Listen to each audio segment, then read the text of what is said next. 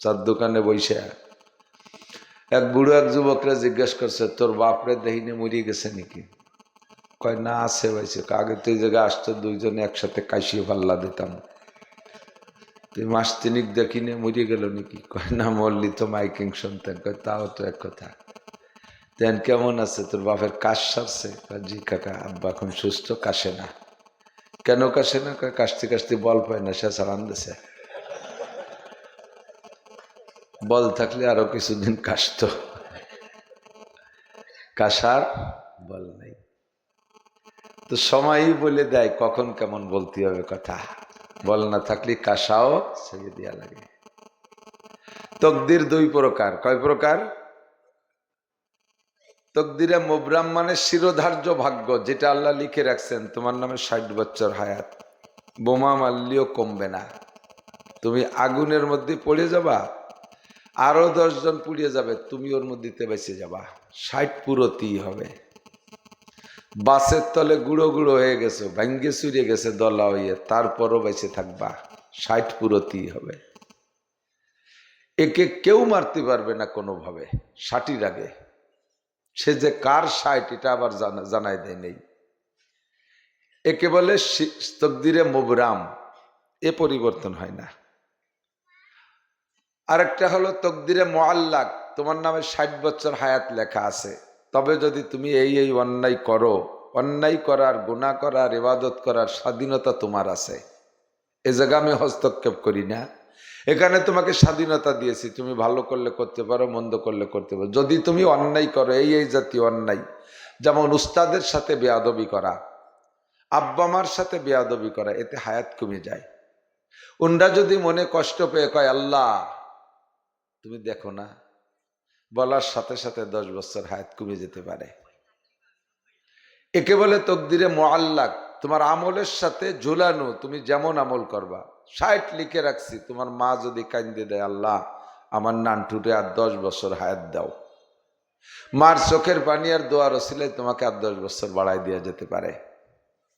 এখন এই তকদিরে মুআল্লাক কার নামে আর কার নামের হায়াত তকদিরে মুবরাম, এইটা না জানা থাকার কারণে আমরা অবিরাম দোয়া করব, ভালো পক্ষে পক্ষে দোয়া করব, সুস্থতার সাথে, ইজ্জতের সাথে, প্রশস্ত হালাল রিজিকের সাথে, শান্তির সাথে, ইতমিনানের সাথে বেঁচে থাকতে পারি, এই দোয়া আমরা করব। তো যার নামের যেটা তকদিরে মুআল্লাক আছে, আল্লাহ পাক শবে বরাত, শবে কদর বিভিন্ন দোয়া মোনাজাতের মাধ্যমে ওইগুলো পরিবর্তন করে দেয়। এই জন্য আমরা শবে বরাতে দোয়া করব, মোনাজাত করব। আল্লাহ পাক সারা রাত এসে ডাকতে থাকে, আলা মুস্তাগফিরিন ফাগফির আলাহ, কারা আছো গুনাহগার চলে আসো, আমি ক্ষমা করে দেব। আলা মুস্তারজিকিন, কে আছো অভাবী, দুনিয়ায় কত আন্দোলন করলে অভাব দূর করার জন্য, সমন্বয় আন্দোলন করে চাকরির জন্য, একটাও চাকরি হয়নি না।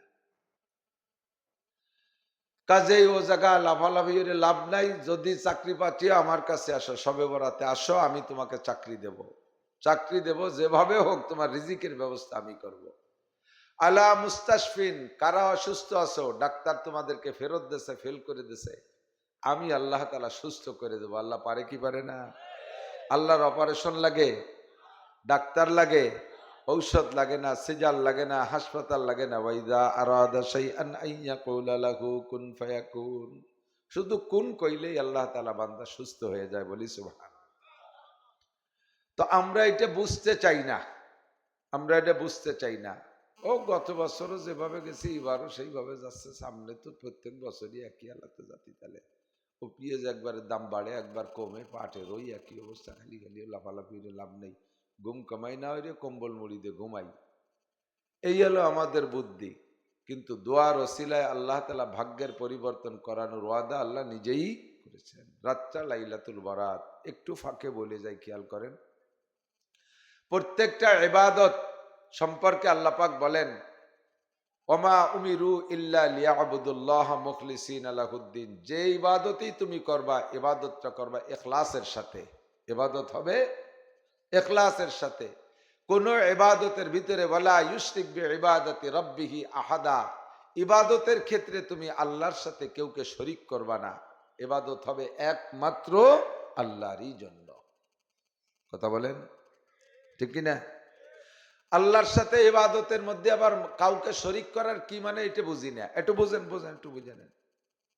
যদি আপনি শিরিক করেন, লাইন আশরাকতুম লায়াহবাতান্না আমালুকুম, যদি তুমি শিরিক করো তাহলে তোমার আমল বাতিল হয়ে যায়। শিরিক ইবাদতের মধ্যে কেমন? এই যে এখানে মৌলানা শফিক সাহেব কালেকশন করেছে, 1000 টাকা দিয়েছে, আপনার নামে যদি দোয়া না করে, মারহাবা না দেয়, তাহলে আপনি দুঃখ প্রকাশ করেন। আপনি এই 1000 টাকা দিয়েছেন তো আখেরাতের জন্য, এই জায়গা মারহাবার দরকার কি? যদি মারহাবা দিয়ে দেয়, ওই 1000 টাকার বিনিময় মারহাবা পর্যন্ত শেষ। কিয়ামতের ময়দানে আল্লাহ তাআলা 3 জনকে ডাকবে। সর্বপ্রথম ডাকবে শহীদকে। কাকে? শহীদ। শহীদ আছে না? শহীদের মর্যাদা, আসল মর্যাদা শুনে নেন। দুনিয়ার থেকে যারা জান চলে যায়, বিদায় নেয়, যে কোনো ভাবে ইন্তেকাল করে, এই মানুষগুলো কিয়ামতে হাসরের মাঠে বিচার আচারের আগে একজনও জান্নাতেও যাবে না, জাহান্নামেও যাবে না। হাসরের মাঠের আগ পর্যন্ত, মরার পরে লম্বা একটা টাইমের নাম হলো আলমে বারজাখ, পর্দার জগৎ। এ জায়গা থেকে জান্নাতও নাই, জাহান্নামও নাই। তবে যদি আমল ভালো থাকে জান্নাতের আলো বাতাস পাবেন, আর যদি আমল খারাপ হয় জাহান্নামের সাজা শাস্তির অংশ পাবেন। ডাইরেক্ট জান্নাতও না, জাহান্নামও না। হাসরের মাঠ কায়েমের পরে যারা জান্নাতি তারা জান্নাতে যাবে, যারা জাহান্নামী তারা জাহান্নামে চলে যাবে। এল আসল জান্নাত আর জাহান্নাম। বাকি শুধুমাত্র কেবলমাত্র যারা শাহাদত বরণ করে, এই শহীদগুলো মরার সাথে সাথে আল্লাহ তাআলা তাদেরকে জান্নাতে দিয়ে দেয়। ওরা কিয়ামতের মাঠে আপদ বিপদ কিচ্ছু টের পাবে না। দেয়ার সিস্টেম কি? ছোট্ট একটা সবুজ পাখির সিনার ভিতরে আপনার রুহুটাকে দিয়ে জান্নাতের মধ্যে ছেড়ে দিয়ে বলবে, তুমি বিচরণ করতে থাকো, ঘুরতে থাকো, জান্নাতের ফল পাকড়া খাইতে থাকো। তুমি কিয়ামতের মাঠে তোমার আর কোনো জয় ঝামেলা নাই, নিরিবিলি তুমি জান্নাতে থাকো। কন্যা সুবহানাল্লাহ। এলো শহীদদের মর্যাদা। এত দামি শহীদ, এত সম্মানী শহীদ। এই শহীদকে কিয়ামতের ময়দানে ডেকে বলবে, এই তুমি এভাবে, তুমি দুনিয়া থেকে আসছো কিভাবে? আল্লাহ কে তুমি জানো না? আমি তো শহীদ হয়ে আইছি। তো তুই কোথায় যে শহীদ হয়েছো? আমি অমুক মাঠে যুদ্ধ করতে করতে শহীদ হয়েছি। কেন যুদ্ধ করেছো? কালিমাতে, তোমার দিনকে উঁচু করার জন্য, তোমার ধর্মের জন্য যুদ্ধ করেছি, তোমার ইসলামের জন্য যুদ্ধ করেছি। তাই সেই যুদ্ধে যে আমি হত্যা হয়ে গেছি, আমি শহীদ, আমাকে শহীদি দরজায় জান্নাত দাও। আল্লাহ বলবেন, বাল কাযাবতা, মিথ্যে কথা বলেছিস। তুই আমার দিনের জন্য শহীদ হইস নাই। তুই শহীদ হয়েছিস, তুই যুদ্ধই করেছিস আমার দিনের জন্য না। তোর যুদ্ধের ময়দানে যার মধ্যে দুইটা নিয়ত ছিল। একটা হলো, যদি বেঁচে থাকি তাহলে আজীবন মুক্তিযোদ্ধা ভাতা খাতি পারবো। বিশ্বাস না হয় বুখারী শরীফ খুলে দেখেন। তুমি যুদ্ধ করেছিলে, যদি যুদ্ধ করে জিতে যাইতে পারি তাহলে এদেশ আমাদের হাতে থাকবে, আমরা গাজী থাকবো, আর আমরা মুক্তিযুদ্ধ ভাতা খাবো। আজীবন আমাদের নামে একটা কোটা থাকবে, ওই কোটা যে বাড়িয়ে বাড়িয়ে সপ্তাহ পাইয়ে খাবো। তুমি যতদিন বেঁচে ছিলে তা তোমাদের মধ্যে যারা বেঁচে ছিল তারা এইভাবে খাইয়ে দিয়ে মরছে।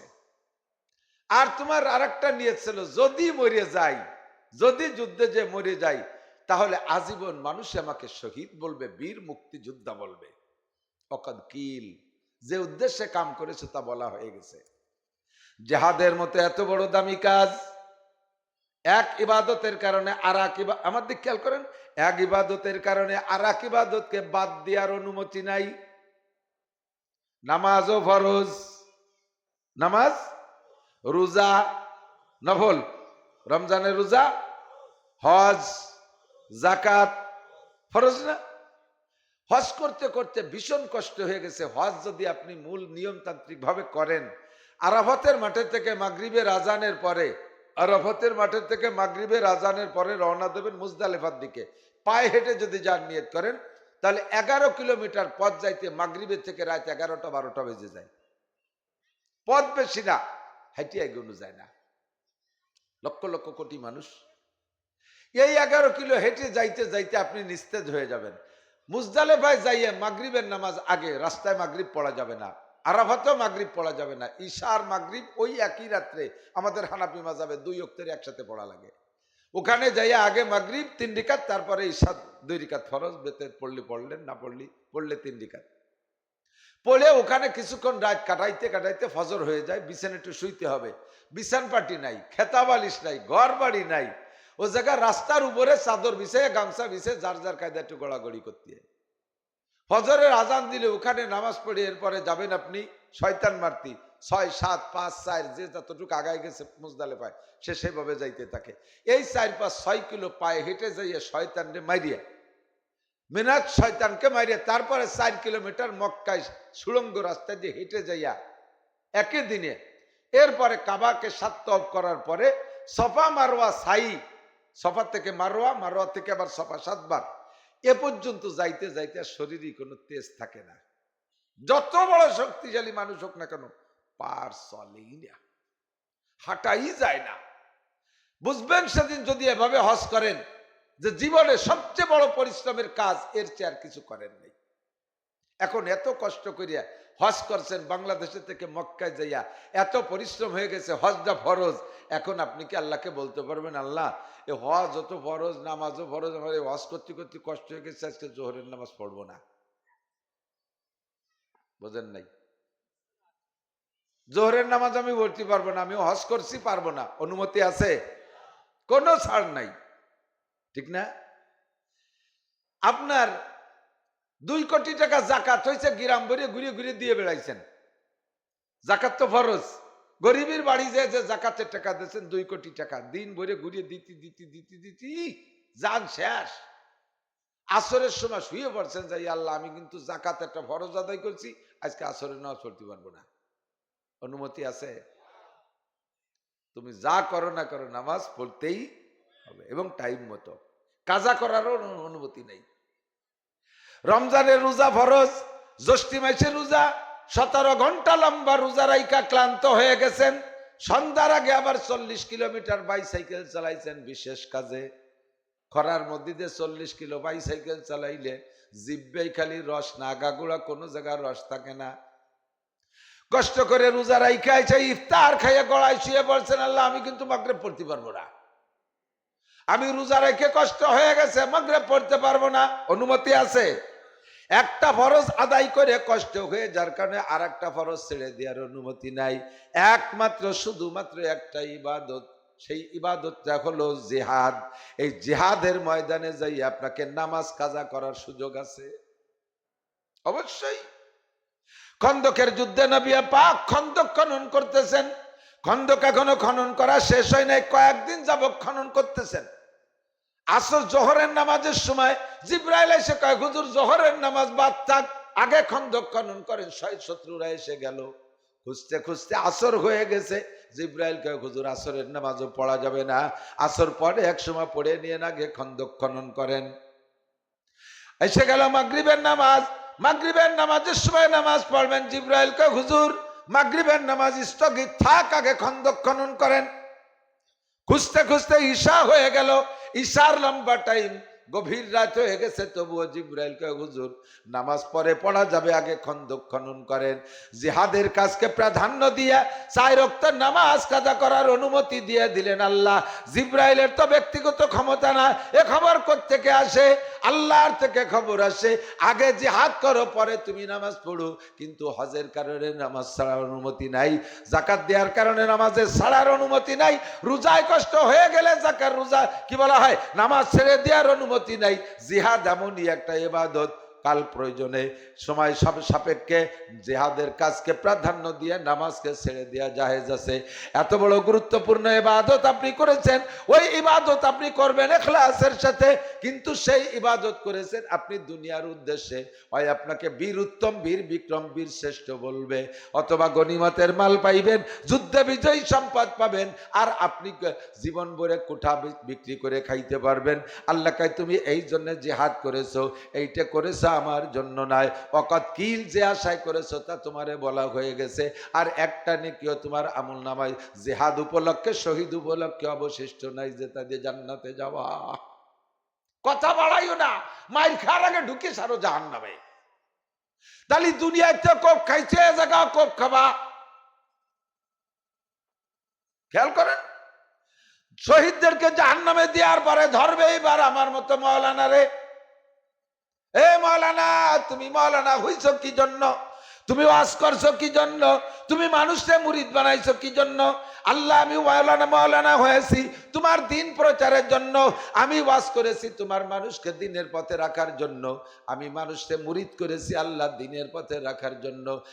আল্লাহ বলবেন বাল কাযাবতা, মিথ্যে কথা বলবা না, উদখুলিল জাহিম, জাহান্নামে যাও। কেন আল্লাহ এত কাজ করে কেন জাহান্নামে যাব? আল্লাহ পাক বলবেন তুমি মাওলানা হয়েছো ওয়াজ করে বেঁচে খাবা, সেই জন্য তুমি মাওলানা হয়েছো, ওয়াজ করেছো, মানুষে তোমাকে আন্তর্জাতিক খ্যাতি সম্পন্ন বক্তা কবে? হেলিকপ্টারে আনবে তোমারে, 200 মোটরসাইকেল নিয়ে তোমার অভ্যর্থনা জানানো লাগবে, 300 পুলিশ দিয়ে তোমারে প্রোটোকল দেওয়া লাগবে, আর তোমার নামে বড় বড় ব্যানার করা লাগবে, তোমারে কোলে করে নিয়ে এসছে যে প্রধান বক্তা, বিশাল নাম দিয়ে উঠানো হবে। এই প্রশংসা পাওয়ার জন্য তুমি ওয়াজ করেছো, তুমি পীরগিরি করেছো, মুরিদ বাড়াইয়া বছরে 2টি হালখাতা দিবা। হালখাতা আছে না, সারা বছর বাকি দিয়ে হালখাতা দিয়ে কালেকশন করে। তুমি মুরিদ বানাইছো, মুরিদদের ভিতরে 2টা বছরে হালখাতা দিয়া মাহফিল দিয়ে দিয়ে তার মধ্যে বস্তা ভরে ভরে টাকা কালেকশন করবা, ওই টাকাতে ভোগ বিলাসের সাথে চলবা। এই জন্য মুরিদ বানাইছো। সে যা কিছু আশা করেছো সব দুনিয়া থেকে হয়ে গেছে, এখন তোমার ওই মর্মে কোনো পাওনা নাই। উদখুলিল জাহিম, কথা বাড়াবা না, তাড়াতাড়ি জাহান্নামে যাও। দানবীরকে ডেকে বলবে, হে দানবীর, তুমি এত কোটি কোটি টাকা দান করেছো কেন? আল্লাহ তোমার কাছে নেকি পাওয়ার জন্য, তোমার বান্দাদের খেদমত করে তোমার কাছে নেকি পাবো জান্নাতের আশায়। আল্লাহ বলবেন বাল কাযাবতা, মিথ্যে কথা বলেছো, তুমি কোটি কোটি টাকা দান করেছো, মানুষে তোমাকে ডোনার বলবে। দানবীর বলবে, মসজিদে 10,000 টাকা দিয়ে মারহাবা কামনা করেছো, মসজিদ বানাই দিয়ে তার গায়ে বাপের নাম নিজের নাম লেখার জন্য নেম প্লেট করেছো, আর একটু পোস্টার ছাপাই দিয়ে, দেখেন দেখেন মাঝে মাঝে এটা দেশে আমি দেখতেছি না, চশমা নাই, একটু পোস্টার ছাপাই দিয়ে তার তলিতে লেখে যায় সৌজন্য নান্টু আছে না, সৌজন্য মেম্বার, সৌজন্য অমক প্রিন্টার, সৌজন্য অমক মাতুবার, সৌজন্য অমক মেম্বার। এই সৌজন্যের লোভে তুমি পোস্টার করেছো, সৌজন্য দুনিয়ায় বলা হয়ে গেছে, পোস্টারের বিনিময়ে কোনো নেকি তোমার পাওনা নাই। ঢোকো, দেরি করবি রে, তাড়াতাড়ি জাহান্নামে যা। যাহা কিছু করিব ইখলাসের সাথে আল্লাহর জন্য করব। শবে বরাতের ইবাদত আল্লাহর জন্য, শবে কদরের ইবাদত আল্লাহর জন্য, দান খয়রাত আল্লাহর জন্য, নামাজ পড়ি আল্লাহর জন্য, রোজা রাখি আল্লাহর জন্য। কথা বলেন ঠিক কিনা? তবলিগি দেয় আল্লাহর জন্য, সরমুনাই দেয় আল্লাহর জন্য, রাজনীতি করলে আল্লাহর জন্য করব। বাংলাদেশের রাজনীতি ধর্মীয় রাজনীতি তোমার দরকার আছে, তবে এর ভিতরে অন্য কোনো উদ্দেশ্য থাকলে জীবনেও কোনোদিন চাঁদ ধরতে পারবা না। 1 ইঞ্চি দূরে থাকতে 1 আষাঢ়ে 7 তবক মাটির নিচে ডাবাই দেবে, পারবা না চাঁদ ধরতে, উদ্দেশ্য যদি খারাপ থাকে। শবে বরাতের ইবাদত ফ্রেশ ইবাদত, নির্ভেজাল ইবাদত করলে আপনি যা চাইবেন তা পাইবেন। তবে আমাদের দেশে শবে বরাতের ভিতরে চলে অনেক উল্টো পাল্টা। শবে বরাতটারে বানাইছে খাওয়ার রাত আর আনন্দের রাত। ভাই, ওই রাত্রে আপনার আগামী বছরে সপ্তাহ লাগবে, একটু ঠান্ডা মাথায় শোনেন, নিরিবিলি, চিল্লে ফেলার শক্তি নেই। ওই রাত্রে আপনার আগামী বছর আপনার নামে লিখতেছে তোমার বউ মরবে, তুমি এই কয়দিনের মধ্যে দেশ ছাড়িয়ে পলাই যাবা, এই লিখতেছে। তোমার ছেলে মরবে, মেয়ে মরবে, তোমার গাড়ি অ্যাক্সিডেন্ট করবে, তোমার বাড়ি আগুন লেগে যাবে, এইগুলো আপনার নামে লিখতেছে। পেঁয়াজের খ্যাত বৃষ্টিতে তলাইয়ে পচিয়ে যাবে, এই লিখতেছে। সেই রাত্রে আপনি জিলাপি খাচ্ছেন, খুশি। আল্লাহ কা এত নেগেটিভ ওর নামে লিখতেছে আর ও তাতে খুশি, ঠিক আছে যা লিখছে তাই থাক। রাত্রে আপনার নামে এত নেগেটিভ লিখতেছে, আপনি দোয়া করে নেগেটিভটা পজিটিভ করবেন। পজিটিভ করতে হলে আপনার অভিনয়টা কেমন লাগবে আমি উদাহরণ দিয়ে বলি, এদিক তাকান। 2টা যুবক, একটা আওয়ামী লীগের একটা বিএনপির, ধরে নেন বিএনপির ক্ষমতা আমল, বিএনপির ক্ষমতা আমলে আওয়ামী লীগের একটা ছেলেরে বিএনপির এই ছেলেটারে যদি রামদাও দিয়ে কোপ দিয়ে 2 ভাগ করে ফেলায়, পুলিশের সামনে স্পট অ্যারেস্ট, সরাসরি জায়গা থেকে যেখানে মারছে পুলিশও সেই জায়গা ছিল, দড়িয়ে বান্ধি ফেলাইছে, নিয়ে হাজতে আটকাই দিয়েছে, বসে 2 বছর হাজতে রাখার পরে রায় হবে, আজকে ঘোষণা হয়ে গেছে। এই রায়ে কি হবে ওর বুঝতে বাকি নাই। বিএনপির আমল, বিএনপির ছেলেরা আমলিগির এই বিপদের সময় আমলিগির যুবক যদি কোপ দিয়ে মারিয়ে ফেলাই দেয়, ফাঁসি নিশ্চিত, ঠিক না? ও বুঝে শুনে কাঠগড়ায় বিচারের দিন যাইয়ে কিরম দাঁড়াইতে হবে, বাঁচতে যদি হয় তার অভিনয়টা কেমন হতে হবে। কাঠগড়ায় করজোর চক্ষু বন্ধ করে দাঁড়ায় রয়েছে, চোখ দিয়ে জজের দিকে তাকাবেও না, যে কি লেখছে কি লিখতেছে, ভয়ে থরথর করে কাঁপতেছে, কোন ফাঁকে পেশাব হইয়া ভয়তে দুটি রান বাইয়ে কাঠগড়া ভিজি গেছে। বাঁচতে হলে মা বুড়ি মানুষ আইসা সিরা কাপড় পরিয়ে কাঁদতেছে, সাথে একটা বউ আইছে, ওর বউ ডাবেট, ওই ছেলের বউ, সেও একখান সিরা কাপড় পরিয়েছে, গায়ে মাটি চুটি মাহানু, গায়ে গোস্ত নাই, 2 বছর স্বামীর সঙ্গে শুকোই গেছে। একটুক একটা ছেলে 5 বছর বয়স, ছেলেটা ল্যাংটা হইয়াছে, একটা সিরা গেঞ্জি গাই দিয়েছে, এই জায়গায় দাঁড়ায় কাঁদতেছে। মা কয়, বাবা জজ সাহেব, বিচারপতি, কিয়ামতের দিনের মালিক আমার আল্লাহ, আজকের দিনের বিচারপতি আপনি। আমার এই ছেলেটা 1 বছর বয়সে আমার স্বামী মারা গেছে, ওর বাবা মারা গেছে, আজকে পর্যন্ত আমি ওকে ফেলে কোথাও যাই নাই, আমি তারে নিয়ে কোলে করে এই পর্যন্ত বুড়ি হয়ে গেছি। আমার বাবা জীবনে কোনোদিন অন্যায় করে না, কোন শয়তানের পালায় পড়ে এবার এমন অন্যায় করে ফেলাইছে। বাবা জজ, তোমারও আব্বা মা আছে, তোমারও ছেলে মেয়ে আছে, ও বাবা তোমার পায়ে ধরি, আমার বাবারে জীবনের তরে ছেড়ে দিয়ে আমি তার মা আমারে ফাঁসি দিয়ে দাও। আমার ওই বাচ্চারে যদি ফাঁসি দাও, আমার নাতিটা মারা যাবে, আমার বউটা চিরবিধবা হবে, আমি স্টক করে মারা যাব, আমি বুড়ি মানুষটা, আমার ছেলের পরিবর্তে ফাঁসি দাও। বাবা জজ, তোমার পায়ে ধরি। মায়ে এমন করে কাঁদতেছে আর ওর বউ কাঁদতেছে, স্যার আপনার পায়ে পড়ি, আপনারও মেয়ে আছে, আমাকে মেয়ের মতো জানেন, আপনার জামাই যদি এমন অন্যায় করতো তাহলে আপনি কেমন করতেন? স্যার আপনার পায়ে পড়ি, আমার স্বামীর যদি ফাঁসি দেন, এই ছোট বাচ্চাটা চিরএতিম হয়ে যাবে, তার বুড়ি মা স্ট্রোক করে মারা যাবে, আমার দিন দুনিয়া অন্ধকার, স্যার আপনার পায়ে পড়ি।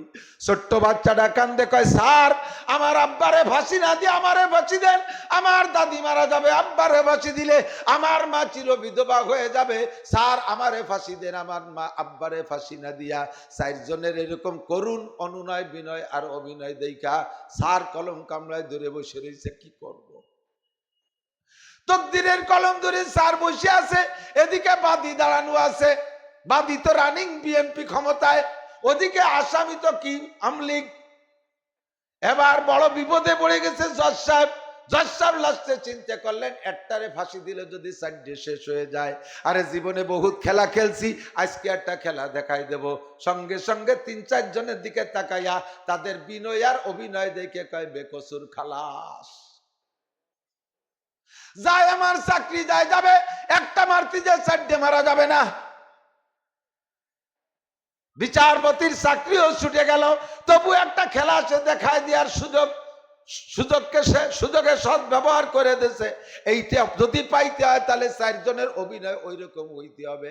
পক্ষান্তরে যদি অভিনয়টা হয় কেমন, বুড়ি যে কয়, ও জাজ তুই আমার ছেলেরে ফাঁসি দিবি, এই যে আমার পুতা আছে, তুই একদিন রিটায়ার করবি, সেই দিন তোরে দেখায় ছেড়ে দেব। ওর বউ কয়, হে জাজ তুই খালি এজলাসের নাম আমার স্বামীরে ফাঁসির অর্ডার দিয়ে আমি তোর নামে রেপ কেস দেব, আমি বলবো যে জজ আমার সাথে রেপ করছে। আর অতটুক দুধের বাছুর সে কয়, জজ তুমি একদিন চাকরি থেকে রিটায়ার করবা, আমি সেদিন বড় হব, আমার আব্বারে ফাঁসি দিলে প্রতিশোধ আমি নিয়েই ছাড়বো। এই 3 জনে এই কয়। আর আসামি কয়, আরে মরিয়ে তো যাবো, 2 জিলাপি দে, 2 বছর সিগারেট খাই, একটা সিগারেট যদি মরার আগে খাইয়ে মরি। এই যদি কাঠগড়ায় দাঁড়ায় জিলাপি আর সিগারেট খায়, তাহলে বিচার কি হবে? কন্দি জজ সাহেব বলবে এটা ফাঁসি, আর ওই 3 যাবজ্জীবন। এটার ফাঁসি আর ওই 3।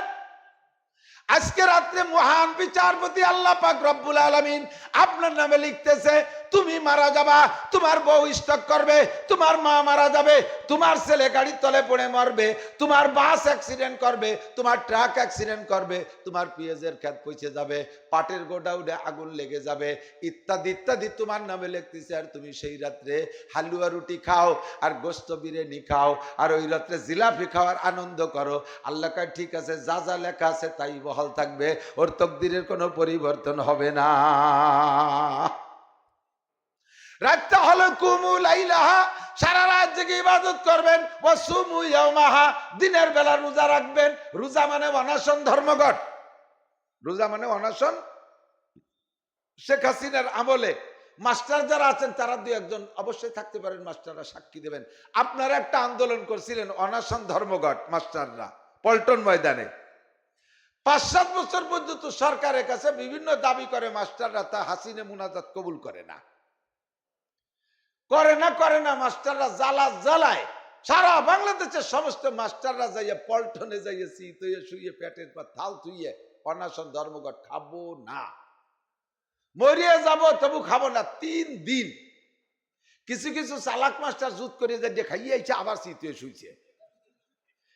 পরে সাংবাদিকদের মাধ্যমে খবর পেলাম ৩০টা একেবারে কে মাস্টার, জন্মের কেটি, এই ৩০ জন ৩ দিনের মধ্যে ওঠেই নেই, নিস্তেজ হয়ে গেছে। ৩ দিন না খালি কি হয় করার মধ্যে। সাংবাদিকরা যাইয়া স্বরাষ্ট্রমন্ত্রী, শিক্ষামন্ত্রী বলল, স্যার তাড়াতাড়ি ম্যাডামরে বলেন, বদনাম হয়ে যাবে।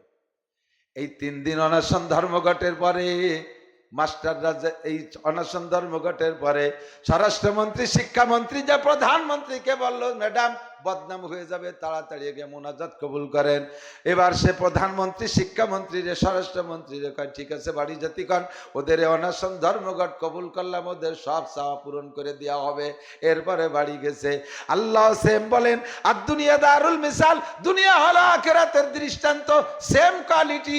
সারা রাত জেগে কান্নাকাটি করবেন, সারা রাত মুনাজাত করবেন, শেষ রাত্রে খাইয়ে দিনের বেলা অনশন ধর্মঘট করবেন, রোজা। অনশন ধর্মঘট করে সন্ধ্যার আগে ইফতার নিয়ে বসবেন, খুঁটাখুটি করবেন, গালে দেবেন না। পিএজিরাদের একটু শুয়ে দেখবেন, আবার থুয়ে দেবেন। যখন পিএজিরাদের নাকে দেয়, আল্লাহ খাইছে, সর্বনাশ করছে, খাই বেলা 2 মিনিট আছে। ফেরেশতারা কয়, আল্লাহ জম্মের কেটি খাবে না, কোনো মতো খাবে না, তুমি দোয়া কবুল না করা পর্যন্ত খাবে না। ফেরেশতারা সুপারিশ করে, আল্লাহ পাক রব্বুল আলামিন বলেন, তোমাদের অনশন ধর্মঘট কবুল করছি, গত রাত্রে যা চাইছো সব তোমারে দিয়ে দিলাম। আর গত রাত্রে শুধু ঈশান নামাজ পড়িয়া কোনো মতে জিলাপি খাইয়া আলাং পালাং করে রাতভর আতশবাজি ফুটাই বেড়াইছো। আল্লাহকে আগামী বছর তোরে এই বাজি দিয়ে মারবো, তোরে বোমাই দিয়ে মারবো, তোরে গুলি দিয়ে মারবো। ওই রাত্রে যে যে আকাম করছি সব আমি দেখছি। সাবধান হয়ে যাও যুবকরা, এইবার আল্লাহর রহমতে ওই সবে বরাত চাপে আসছে, তোমাদের আর একটা আকামের রাত। সুবহানাল্লাহ। সেই আকামের রাতটা কি? 14ই ফেব্রুয়ারি ভ্যালেন্টাইন ডে, আন্তর্জাতিক নুস্য দিবস। আন্তর্জাতিক নুস্য দিবস। ধরা খাইছ, এবার খালি নামিয়ে দেও, বাড়ির অভাব হবে না। দিনদার ইমানদার যুবকরা তোমাদেরকে পিঠায় টান টান করবে। বহু চরিত্রহীনরা এই রাত্রে এই ভ্যালেন্টাইন ডে পালন করার জন্য সুন্দরী সুন্দরী যুবতী মেয়েদেরকে আমি নাম বলে থাকি, মোটরসাইকেলের পিছনে বসাইলে ছেলেদের পাওয়ার বাড়ে। এই জন্য পিছনের ওই সেমলিকে নাম তুইছি পাওয়ার ব্যাংক। দেখছেন না? এদিক তো রাস্তাঘাট অতটা ভালো না, বাঙ্গার মোড়েতে দেখবেন যাত্রাবাড়ি পর্যন্ত, আরে পাওয়ার ব্যাংকের দৌড়। সারাটা দুনিয়া জুড়ে মুসলমানরা এই ডে পালন করবে। নবী পাক বলেন, মান তাশাব্বাহা বিকওমিন ফাহুয়া মিনহুম, যার সাথে যার মিল হবে তার সাথে তার হাসর হবে। এই রাতে যারা ওই নোংরা ইহুদ নাসারা খ্রিস্টান হিন্দু বুদ্ধদের সাথে মিল কইরা আকাম করে বেড়াবি, খুদার কসম কিয়ামতের ময়দানে তাদের সাথে তাদের জাহান্নামে যেতে হবে। এবার রাতটা পড়ে গেছে, পবিত্র রাতের সাথে মিল। আমরা এখান থেকে প্রতিজ্ঞা করব, আমাদের এলাকার কেউ ভ্যালেন্টাইন ডে পালন করব। 14ই ফেব্রুয়ারি নোংরামিতে আমরা কেউ যাব না। মেয়েদের যাইতে দেবেন না, ছেলেরা যাইতে দেবেন না। ও আমার যুবক শোনা, তোমরা প্রতিজ্ঞা করো, আর জীবনে কোনো দিন এই নোংরা ডে গুলো পালন করব না। 31 পহেলা জানুয়ারি মুসলমানদের জন্য নয়, মুসলমানদের ইবাদতের রাত, শবে বরাত, লাইলাতুল কদর। মুসলমানদের আনন্দের দিন হলো 2 ঈদের 5 দিন, 2 ঈদের 2 দিন, ঈদুল আজহার পরে 3 দিন, এই 5 দিন আনন্দের দিন। আর একটা দিন আছে খাওয়ার দিন। নবী পাক বলেন, মান ওয়াসালা ইয়ালিহি ফিন নাফকাতি ইয়াউমা আশুরা ওয়াসাল্লাহু আলাইহি সাইরা সানাতিহি, যে ব্যক্তি মুহররম মাসের 10 তারিখে রাত দিনের বেলা রোজা রাইখা রাতের বেলা বেলা পরিবারের সদস্যদেরকে নিয়ে সাধ্য অনুযায়ী ভালো খানা তৈরি করে খায়, আল্লাহ পাক আগামী 1 বছর রুজির বরকত বাড়াইয়া দেয়। পহেলা বৈশাখে পান্তা ইলিশ, সুবহানাল্লাহ, কিবিল্লাহ। পয়লা বৈশাখে পান্তা ইলিশ খালি আগামী 1 বছর রুজির বরকত বাড়বে, কোরআন হাদিসে কোন জায়গা আছে? আমাদের ছোটবেলায় শুনি নাই, মুরব্বীরা কথা কন, এ পয়লা বৈশাখে পান্তা ইলিশ ছোটবেলায় শুনছেন? এ কয় বছর কোন শয়তান যে আবিষ্কার করছে আল্লাহ জানে, যে এই পান্তা ইলিশ খাতি বড় বড় পার্কে যেতে হবে, বিভিন্ন রিসোর্টে যেতে হবে। পান্তা ইলিশ, 1 প্লেট পান্তা ভাত আর একটু সেই ইলিশ মাছকে আল্লাহ অবঠি দিয়ে কাটা যায় না, সবই লিখতেছে কোন রেখাটি নিয়েছে। 1 প্লেট পান্তা ভাত আর একটু ইলিশ মাছ 3000 টাকা দাম। খাইয়ে থাও না বাবার বুঝছি কোনদিন সুসর দল। পান্তা ভাত যদি এতই লোভ হয়, আমাকে বাড়ি আসিস, আমার বাড়ি বালতি ভরা পান্তা ভাত আছে, গরু তুইও খাই না, তোর মাথা ভরিয়ে ঢালবো। বছর শুরু করবা যেভাবে, বছর শেষ হবে সেভাবে। যদি বছর শুরু করো পান্তা ইলিশ দিয়ে, বছর যাবে ভান্তায় ভান্তায়। টাটকা গরম ভাত আর ভালো ভালো খাইয়ে শুরু করবো। তো বৈশাখ জ্যৈষ্ঠী 34 বৈশাখী আমাকে না, আর জানুয়ারি ফেব্রুয়ারি আমাদের না। অমুসলমান হিন্দু ভাইরা বাংলা মাসের সাথে মিল করে ইবাদত করে, ঠিক না? হিন্দুদের পূজা পাঠ বাংলা মাসে না, কার্তিক পূজা, মাঘী পূর্ণিমা, 12ই চৈত্রী, 12 উড়াকান্দি যায়। আর আমাদের ইবাদত গুলো সব আরবি মাসের সাথে মিল করে, এই জন্য আমরা আরবি মাসকে শ্রদ্ধা করব। এই আরবি মাস চলতেছে, রানিং মাস শাবান মাস, সামনে আসতেছে আমাদের জন্য রমজান মাস। এই শাবান মাসের রাত্রে হালুয়া রুটি হবে না, আনন্দ ফুর্তি হবে না, গরু জবাই হবে না, মুরগি পোল্ট্রি হবে না, বিরিয়ানি পোলাও হবে না। কয় যে এটা বরাতের মাস। আরে মিয়া, বরাত মানে কি? বরাত মানে দুইটা তর্জমা। একটা হলো বরাত মানে উড্র করা। আল্লাহ পাক রব্বুল আলামিন যা লিখে রাখছে, তুমি দোয়ার কারণে আল্লাহ তাআলা সেখান থেকে হাত তুলে নেবে না। ঠিক আছে, তোমার নামে যা লেখা ছিল, তোমার কান্নাকাটিতে সেটা পরিবর্তন করা হলো। আপনি সেই জায়গায় তা না করে মনে করছে বরাত মানে ভাগ্য। আরে ভাগ্য লিখবে আপনার, সেটা তো চেয়ে নিতে হবে। কোন বেদাতি ইবাদত আমরা ওই রাত্রে করব? এবছরকে একটু সিদ্ধান্ত নেওয়া যাবে, হালুয়া রুটি হবে? পারবেন? পারবেন? হালুয়া রুটি হবে না, গরু বিরিয়ানি হবে না, এলাকায় করে গরু জমি সবে বরাত উপলক্ষে হবে না। তাহলে কিন্তু সাবেক বহল যা যা লেখছিল তাই হবে কপালে। আল্লাহ হেফাজত করুক না। আমি এরপরে আসতেছে রমজান মাস। আল্লাহ পাক রব্বুল আলামিন বলেন, ইয়া আইয়ুহাল্লাযীনা আমানু, হে অন্ধ জগতের অটল বিশ্বাসী পাগলরা, কুতিবা আলাইকুমুস সিয়াম, তোমাদের উপরে রোজা ফরজ করা হয়েছে, কামা কুতিবা আলাল্লাযীনা মিন ক্বাবলিকুম লাআল্লাকুম তাত্তাকুন, যেমন রোজা ফরজ করা হয়েছিল তোমাদের পূর্ববর্তীদের উপরে, এই রোজার মাধ্যমে তোমরা মুত্তাকিন পরহেজগার হয়ে যাবা। আল্লাহ পাকের ওয়ার্ডার। এবার আল্লাহ পাক বলেন, ফামান শাহিদা মিনকুমুশ শাহরা ফালইয়াসুম, যারা রমজান মাস পাইবা অবশ্যই রোজা রাখবা। নিয়ত আছে রোজা রাখার। রমজানের রোজা কে কে রাখবেন? রোজা রাখবো ইনশাআল্লাহ। রমজান পাইলে, ইনশাআল্লাহ সুস্থ থাকলে রাখবেন তো? আল্লাহ কবুল করুক, বলেন আমিন। লিসামে ফারহাতান, কেন রোজা রাখবেন? রোজাদারের 2টা পুরস্কার, 2টা খুশি। কয়টা খুশি? 2টা খুশি। ফারহাতুন ইনদা লিকায়ে রাব্বিহিম, একটা খুশি হলো সমস্ত রোজাদারদেরকে আল্লাহ পাক জান্নাতের পার্কের মধ্যে বসাইয়া, সমস্ত রোজাদারকে জান্নাতের পার্কের মধ্যে বসাইয়া আল্লাহ তাআলা তার কুদরতি হাত দিয়ে 500 বছর মুখে উঠে খানা খাওয়াবে। খালি সুবহানাল্লাহ পর্যন্ত শেষ নাকি? 500 বছর কে খাওয়াবে? যে যে দল করেন তার দলের মূল লিডার, যে সেই লিডার যদি আপনার মুখে একখান বিস্কুট উঠাই দেয়, ওরে বাবা, ভিডিও করিয়ে ছবি তুলিয়ে তাই লেমিনেটিং করিয়ে ঘরে ঝুলে দেয়, কয় মরার সময় সাথে দিয়ে দিস। তোমার নেতার এই লেমিনেটেড ছবি কবরে নিয়ে গেলে 1 সেকেন্ডের জন্য কি কবর আযাব মাপ পাওয়া যাবে? দুলাই হবে, বাসারতে ট্যাংরা খুলি ফেলে দেবে বাড়ির ঠেলায়, ঠিক না? পীরির ছবি নিলে উপায় নাই। তোমার নেতা একখান বিস্কুট গালে উঠে দিয়েছে, মুখে উঠেছে, তাই ছবি তোলো। স্বয়ং আল্লাহ কামুল হাকিমিন সমস্ত রোজাদারদের সাথে সাক্ষাৎ দিবেন, দেখা দিবেন, গালে উঠায় 500 বছর ইফতার খাওয়াবে। লোভ হয় না? লিসামে ফারাতান, 2 খুশির 1 খুশি হলো এইটা। 2 নম্বর খুশি হলো লিসামে ফারাতান ফারহাতুন ইনদা লিকায়ে রাব্বিহিম ওয়া ফারহাতুন ইনদা ফিতরিহিম।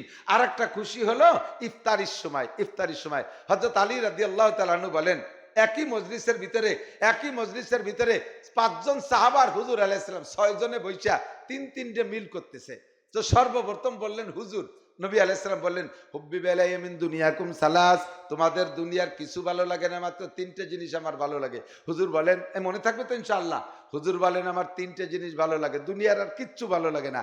1 নম্বরে তিব, সুগন্ধি আমার ভালো লাগে, আতর ভালো লাগে। 2 নম্বরে আল মারআত, নারী জাতি আমার ভালো লাগে। নারী জাতি মানে স্ত্রীকে স্ত্রী হিসেবে ভালো লাগে, মাকে মা হিসেবে ভালো লাগে, দাদিকে দাদি হিসেবে ভালো লাগে, মেয়েকে মেয়ে হিসেবে ভালো লাগে। নারীরা অসহায়, দুর্বল, তারা অবুলা, তারা কর্ম পারে না, তারা শক্তিতে দুর্বল, এই জন্য তাদের পক্ষে তাদেরকে আমার ভালো লাগে। 2 নম্বরে কুররাতু আইনি ফিস সালাত, 3 নম্বর হলো হুজুর বলেন, আমার নামাজের মধ্যে চক্ষু শীতল হয়, নামাজে দাঁড়াইলে আমার মনটা ঠান্ডা হয়ে যায়, আমি আল্লাহ পাককে দেখতে পাই, এই জন্য নামাজ আমার ভালো লাগে। এই 3টে জিনিস ছাড়া দুনিয়ার কিচ্ছু ভালো লাগে না।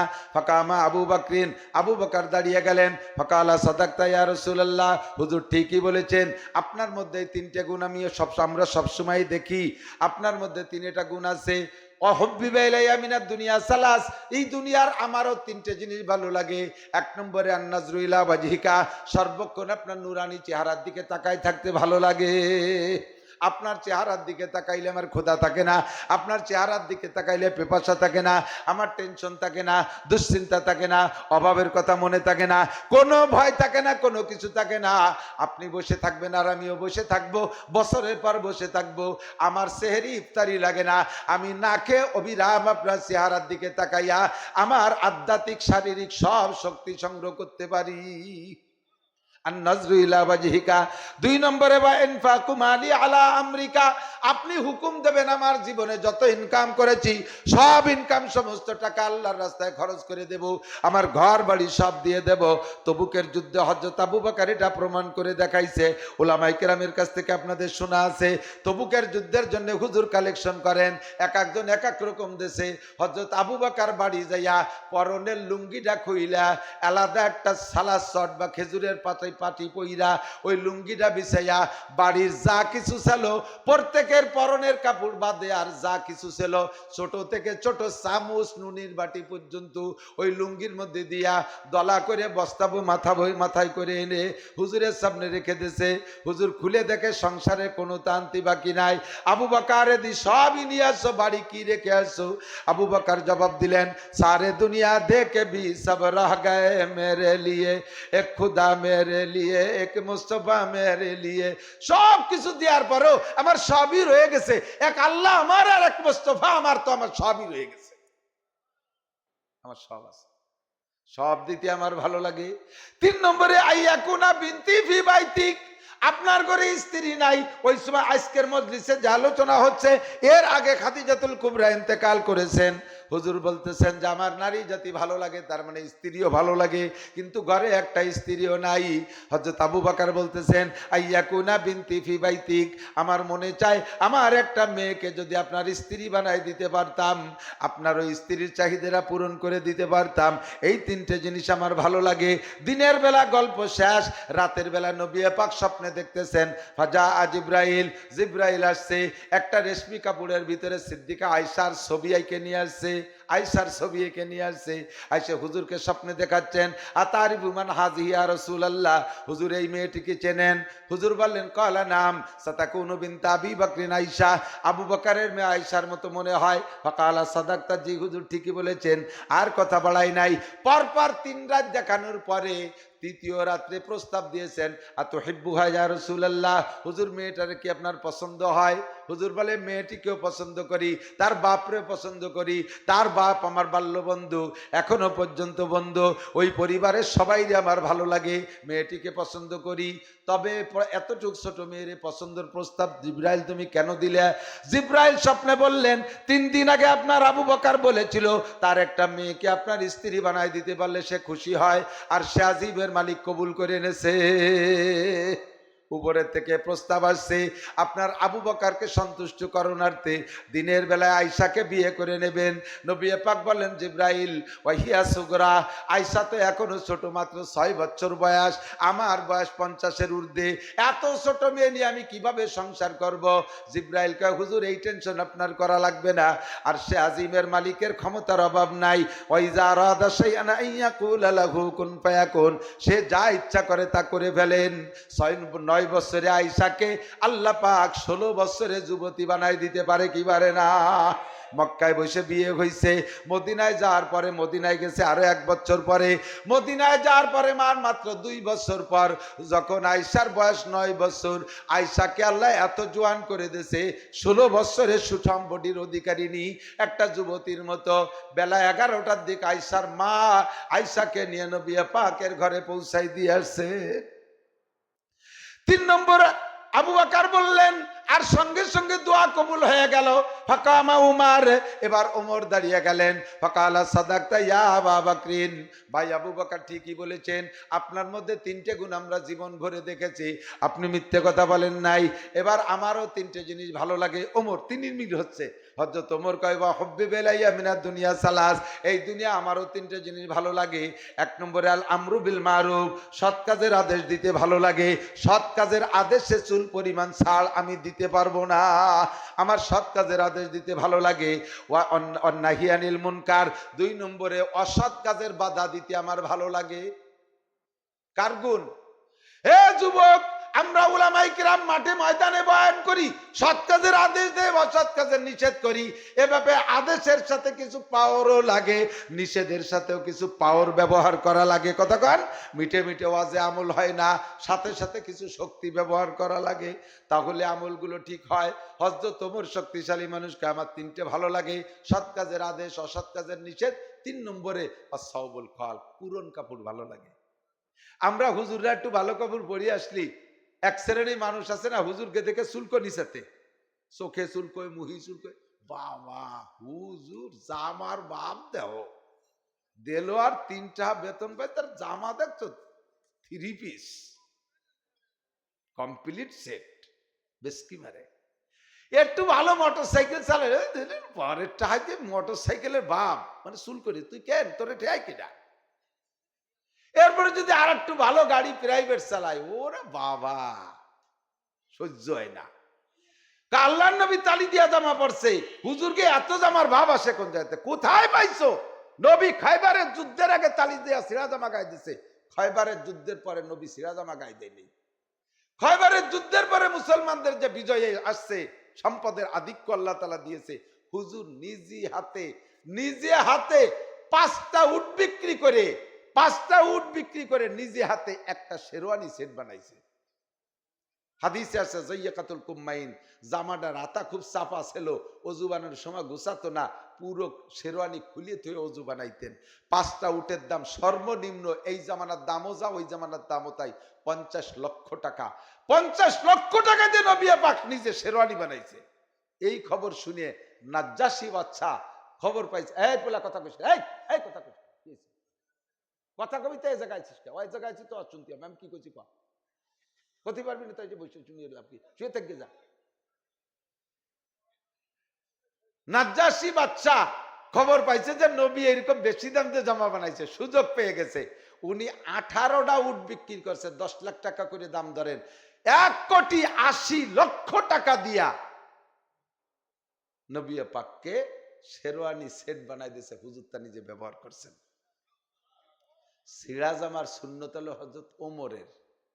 হযরত ওমর একদিন, বলছি মাঝে মাঝে সব অস্তি ইউটিউবে আছে, মসজিদে নববীতে খুতবা দিচ্ছেন, গায়ের জামা এমন ছেঁড়া, মুসল্লি একজন দেখে হুজুরের দিক তাকাইয়ে, চোখ উঠে একবার তাকাইয়ে কান্তি কান্তি তাকাতেই পারিনি, মনে মনে নিয়ত করছে আগামী শুক্রবারের আগে প্রেসিডেন্টের একটা জামা বানাই দেব।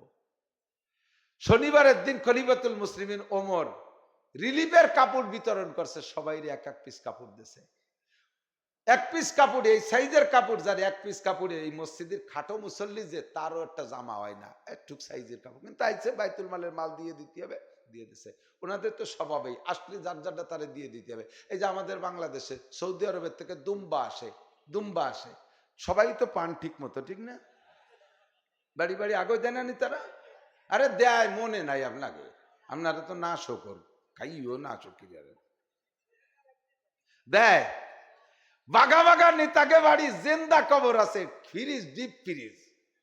এই সৌদি আরবের দুম্বা ডিপ ফ্রিজ ভরে থুয়ে সারা বছর খায় আর বরকত নাই। হজের দুম্বা খাচ্ছি। আসে দেশের গরিবদের জন্য কোটি কোটি টাকার মালিক, শিল্পপতি, কোটিপতি, রাষ্ট্রপতি, ভগ্নিপতি, সব পতিরা এগুলো মেরি ধরে খায়। হযরত ওমর সব মাল শনিবারে বন্টন করে দিয়েছে, শুক্রবারে বিকেলে আইছে, শনিবারে কাপড় ভাগ করে দিছে। পরে শুক্রবারে ওই মুসল্লি নিয়ত করছে খলিবারে একটা জামা বানায় দেবে। তো জামা বানায় দেবে নিয়ত করে, কিন্তু ব্যস্ততার কারণে পারে নাই। পরে শুক্রবারে হযরত ওমর যে শনিবারে যে কাপড় বিতরণ করছে না, ওই কাপড় দিয়ে জামা বানাইয়া হযরত ওমর এসে খুতবা দিচ্ছে, জুমার নামাজ পড়াচ্ছে। ওই লোকটার মিজাজ গরম হয়ে গেছে। তো খুতবার আগে, নামাজের আগে যে খুতবো, আমরা তো আরবিতে খুতবো পড়ি, আমরা আরবি বুঝি না, যার কারণে হুজুররা আগে একটু বাংলায় ওয়াজ করে। আর এই বাংলা ওয়াজ নয়, খুতবো ডাইয়াল ওয়াজ। তো হযরত ওমর ওয়াজ করতেছেন। ওই দিন বিভিন্ন প্রদেশ থেকে গভর্নররা আসছে সামনে পাদ্দারে বসা। গভর্নরদের উদ্দেশ্য করে বলছে, হ্যাঁ গভর্নররা, লা তাজলিমুনা ওয়ালা তুজলামুন, কোনো পার্সিয়ালিটি করবা না, জনগণের উপরে জুলুম করবা না। যারা তোমারে ভোট দিচ্ছে সেই এলাকার রাস্তাঘাট ভালো বানাবা, আর যে এলাকার মানুষ ভোট দেয় না সে জায়গায় রাস্তা কেটে খাল বানাই দিবা। এই উল্টো পাল্টা যদি দেখি, তোমার দলের মানুষের চাকরি বেশি দিবা, আর যারা তোমার সমর্থন করে না চাকরি দিবে না। উল্টো পাল্টা দেখলি কিন্তু গর্দান উড়াই দেবো। চেনো আমি ওমর, ইনসাফ করবার, জুলুম করবা না। এই কথা বললে ওই লোক মাঝখান থেকে দাঁড়ায় গেছে। খলিফাতুল মুসলিমিন, চুপ করেন, আপনার মুখে এই বক্তব্য শোভা পায় না। মজলিসের মধ্যে বাধা দিছে, ইয়া উমর সাহ, আরবিতে কয় ইয়া উমর সাহ, ওমর চুপ করেন। ওমরের মতো মানুষ যারে দেখলে শয়তান পাত্তি পাত্তি দৌড়ে, সেই ওমরের সামনে মজলিসের ভিতরে এমন ধমক দিয়ে কথা বলা পিটা মানুষের অভাব আছে। যখন ওই লোকটা ওই বলছে, ওমরের তো কাপসারা মিজাজ গরম হয়ে, এখন কেন আমি চুপ করবো কেন? আপনার মুখে এই বক্তব্য শোভা পায় না, ইনসাফের বক্তব্য, চুপ করেন। হযরত ওমরকে, আমার মুখে যদি শোভা না পায় জগতে, এই বক্তব্য কার মুখে শোভা পাবে? আমার ইনসাফকে আল্লাহ পছন্দ করে। বাগার ছাগল এক জায়গা পানি খায়, কেউ কের দিকে ফিরে তাকায় না, আর তুই বলিস আমার মুখে ইনসাফের বক্তব্য শোভা পায় না। তো সমস্যা কি?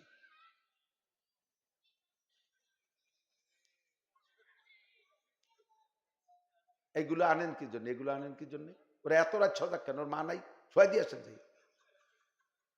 আমার এই দেখলি খুব খুব খারাপ লাগে। ওয়াজ শোনারও বয়স হয়নি, বুঝারও বয়স হয়নি, টানবো কি জন্য? এইগুলো নিয়ে মসজিদে যায়। দুই পাশে বড় দুইজন মুসল্লি, মাঝখানে গাঠিছে একটা ডুয়ে তুইছে। এ গাঠিছি আনছে পকেটে বিস্কুট, তাই নামাজের মধ্যে কুটকুট করে খায়। ওর দাদারে সাথে বাবার, আব্বা একটা খাও তুমি।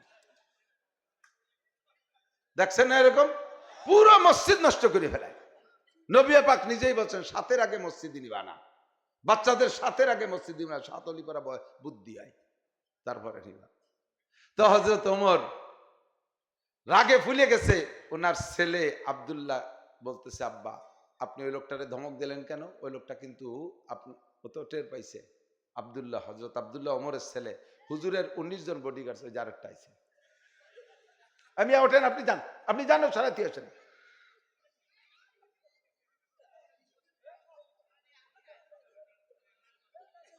আপনি ওঠেন, যান, আপনি ওঠেন, আপনি ও নিয়ে সরেন, ও থুই আসেন বাড়ি, যান, পরে আসেন।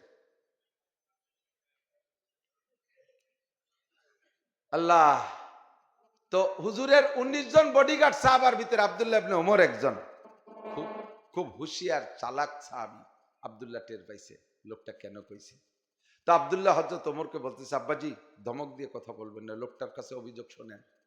আমি জানি নবী পাক বলেছেন কিয়ামতে 10 জন সাহাবা বিনা হিসাবে জান্নাতি, তার ভিতরে রোল নাম্বার 2 আপনার। যদি ওই লোকটার অভিযোগ থেকে যায়, কিয়ামতের ময়দানে আপনার 9 সাথী জান্নাতে চলে যাবে, আপনি আটকা পড়ে যাবেন, ওর প্রশ্নের জবাব দিয়ে তারপরে যেতে হবে।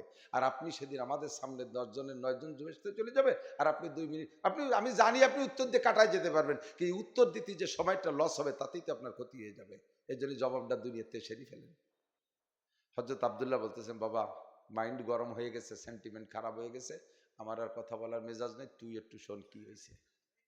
তো হযরত আব্দুল্লাহ বলতেছে, আব্দুল্লাহ টের পাইছে তারপরও যে মজলিসের মধ্যে অভিযোগ সমাধানটা এখানে হবে, আর নয় ঘরোয়া পরিবেশে সারলে বাকি অন্য মুসল্লিদের অভিযোগ থেকে যাবে, সত্যি যেন খলিফা কি অন্যায় করছে, তাই ঘরের মধ্যে নিয়ে সারছে। কথা কন, আমাদের দেশে তো এই নিয়মই। হ্যাঁ, কোন ভ্যান চালানি যদি জিনা করে মাতুব্বার ফয়সালা দেয়, চৌরাস্তায় হাটের মধ্যে 39 জুতো মারো। আর মাতুব্বারের ছেলে যদি আকাম করে ধরা পড়ে, ও দিছি ওরা আমি সারিয়ে দিছি ঘরের মধ্যে নিয়ে, হ্যাঁ শয়তান আর ওই অরবি নিচে রয়ে গেছে। ঠিক না? এই করে সমাজ নষ্ট করছে মাতুব্বার। তোমার নারী কেটে ফেলবে সমাজ মাতুব্বার। হযরত আব্দুল্লাহ কয়, অভিযোগ যেখানে উঠছে আমার আব্বার এই জায়গা থেকে দিয়ে মুছে বাড়ি নিতে হবে। ভাই তোমার অভিযোগ কি? টের পাইও ওরে দিয়ে বলাছে। কয় যে আমার অভিযোগ হলো, গত শনিবারে তোমার আব্বা এই রিলিফের কাপড় দেশে, দেখো সেই কাপড়ে জামা কের গায়ে নেই, কারণ কাপড় ছোট, কের গায়ে এক কাপড়ে জামা হয় না। আর ওই কাপড়ের জামা তোমার আব্বার গায়ে, সেই শনিবারে কাপড়ের জামা তোমার আব্বার গায়ে। আর মজলিসের মধ্যে হযরত ওমর সবচেয়ে লম্বা ছিলেন হযরত ওমর। তা উনার নিশ্চয়ই এক পিস কাপড়ে জামা হয় নাই, নিজে 2 পিস কাপড় দিয়ে জামা বানাইছে আমার বিশ্বাস। তা নিজে প্রেসিডেন্ট হয়ে 2 পিস কাপড় দিয়ে জামা বানাইয়া উম্মতরে এক পিস করে দিয়ে আবার ইনসাফের রস করে। আব্দুল্লাহ কয়ডে ঠিক আছে নাকি? হযরত আব্দুল্লাহ বলতেছেন, আল্লাহে সাদাকা হাদার রাজুল, আব্বা আল্লাহর কসম ওই লোক সত্য কথা বলেছে, আমি ওর পক্ষে খোদার কসম আপনি 2 পিস কাপড় দিয়ে জামা বানাইছেন, নিজে 2 পিস কাপড় দিয়ে জামা বানাইয়া উম্মতরে এক পিস করে দিয়ে আবার আপনি ইনসাফের রস করেন। আর ওই লোক বাধা দিলে আপনি ধমক দিয়ে উড়াই দেন, জব দেন, আমি চলে গেলাম। হযরত ওমর কান্দিয়ে দিয়েছে, যে মাটি যত শক্ত বৃষ্টি নামলি করলে তো তত তাড়াতাড়ি নরম হয়ে গলিয়ে আর এড়ই ফেড়ে যায়। ঠিক না? কান্দিয়ে দিয়েছে, এক করে টার্গেটে ধরাই দিছে। হযরত ওমর মুট জুয়ান মানুষ, এই চোখ দিয়ে পানি বেরোইয়া দাড়ি ভেসে যাচ্ছে আর বলতেছে, বাবা আমার এখন মন মাইন্ড খারাপ হয়ে গেছে, আমি সহ্য করতে পারতেছি না, জবটা তুমি একটু দিয়ে দাও। এবার আব্দুল্লাহ জব দিছে, ও ভাই সত্যি তোমার অভিযোগ সত্য, আমার আব্বা 2 পিস কাপড় দিয়ে জামা বানাইছে, তবে 2 পিস কাপড় আব্বা বাইতুল মাল থেকে নিজে একা নিয়ে নেই। তুমি বলো তো আমার আব্বার গত শুক্রবারের জুমার দিনের কাপড়টা কেমন ছিল? ওই লোক কেন্দ্রে দেশে এবার কয় যায়, ওই দিন জুমার দিন খলিফাতুল মুসলিমিন প্রেসিডেন্ট, যার পৃথিবীর আয়তন, 4 রাষ্ট্রের আয়তন 2,40,00,000 বর্গ মাইল, এইরকম 200 বাংলাদেশের সমান এত বড় দেশের রাজা হইয়া যেই জামা গাইতে খুতবা দেশে, সামনের দিক যখন খুতবার সময় তো এদিক ফিরানো, সামনে দিয়ে 5 খান তালি, পিছন ফিরে যখন জুমার নামাজ পড়ায় তখন আমি বরাবর ছিলাম, দেখি পিছনেও 5 খান তালি, 10 খান তালি দিয়ে জামা। কয় খান? 10 খান তালি দিয়া জামা। আমি সেই সময় নিয়ত করছি যে আগামী শুক্রবারের আগে প্রেসিডেন্ট একটা জামা বানাই দেব, কিন্তু ব্যস্ততার কারণে পারিনি। আজকে ওনার গায়ে এই কাপড়ের জামা দেখে নিয়ত নষ্ট হয়ে গেছে। তো হযরত আব্দুল্লাহ বলতেছে, ভাই তোমার তো আব্বা না, তোমার তো প্রেসিডেন্ট, আর আমার হলো আব্বা। আমি জানি আজকে গভর্নররা আসবে, তারা শাহী পোশাকে আসবে, আমার আব্বার সামনে দিয়ে গভর্নররা বসে থাকবে রাজকীয় পোশাকে, আমার আব্বা সারা পৃথিবীর প্রেসিডেন্ট হইয়া আব্বা সিরাজামা গাইতে জুমার নামাজ পড়াবে, আমার কেমন লাগতে পারে বলো? ও ভাই এই জন্য আমার খারাপ লাগতেছে, গত শনিবারে যে কাপড় বিতরণ করছে না, ওই কাপড় আমাদের পরিবারের সকলে এক একটা পাইছে, আমিও একটা পাইছি, আব্বাও একটা নেছে, আব্বা 2টে নেয় নাই, তা আমার কাপড়টা আব্বারে দিছি আর আব্বারটা এই 2টে দিয়ে জামা বানাইছে। আল্লাহর কসম আমার আব্বা 2টে কাপড় নেয় নেই। আল্লাহু আকবার। কথা এসে যায় বলা লাগে, আমরা তো স্লোগান দেই অমুক ভাইয়ের চরিত্র হুলির মতো পবিত্র, অমুক ভাই যেখানে আমরা আছি সেখানে অমুক ভাইকে দিলে ভোট শান্তি পাবে দেশের লোক। কোন অমুক ভাই অতি যাইয়েন না, পারবেন এরকম খেদমত করতে? আমারে যদি বিনা ভোটে বাংলাদেশের প্রেসিডেন্ট বানায় দেয় আমি হইতে রাজি না, কারণ আমি জাতির এই সেবা করতে পারবো না, আমার দ্বারা সম্ভব না। আর এইটা যদি না করি তাহলে রাস্তায় একটা কুত্তা আমার আমলে মারা যাবে না খেয়ে, কিয়ামতে আমাকে জবাব দেওয়া লাগবে, তুমি কিসের প্রেসিডেন্ট হয়েছো, কিসের চেয়ারম্যান, কিসের মেম্বার, তোমার ওয়ার্ডে তোমার ইউনিয়নে কুত্তা না খেয়ে মারা যায়, আর তুমি রাত্রে বিরিয়ানি খেয়ে শীতে শুয়ে থাকো, আর তুমি হয়েছো খলিফাতুল মুসলিমিন। রাজা হওয়া সহজ, ধরে রাখা বড় কঠিন। হযরত ওমর রাদিয়াল্লাহু তাআলা আনহুর পক্ষ থেকে আব্দুল্লাহ যখন এই বলছে, লোকটা বাস পাখির মতো উড়িয়ে এসে খলিফাতুল মুসলিমিন পা জড়ায় ধরছে। ওমর তারে উঠাইয়া মুখ ভিজাই ফেলাইছে চুমো দিয়ে। আমাদের দেশের নেতারা হলি কি করতো, ধর রে শুট করে দে, আমার ক্যাডাররা কয়, ওর গর্জনে মাটি কাঁপতে তালে থাকে। আর ওমর দরিয়ে নে সুমো দিয়ে ভিজাই দিছে, তুই আমারে বাঁচাইছিস, तुम आज ही ले मुझसे इंतकाम, बरोज़े क़यामत न रखे ये काम, खुदा पास मुझको रदालत ना हो, बरोज़े क़यामत खजालत ना हो। প্রতিশোধ তুমি দুনিয়া থেকে নিয়েছো দোস্ত, আখিরাতের জন্য রাখো নাই। তোমাকে অসংখ্য ধন্যবাদ। তুমি যদি আজকে এই প্রস্তাব না রাখতা, হাসরের মাঠে যে এই কথা বলতে, আমি আব্দুল্লাহ আমার পক্ষে সাক্ষী দিয়ে আবার ছাড়াই দিত ঠিক, কিন্তু এর জন্য একটু সময় লস হয়ে যাইতো, আমার 9 সাথী আগে জান্নাতে চলে যাইতো, আমি পিছে পড়ে যাইতাম।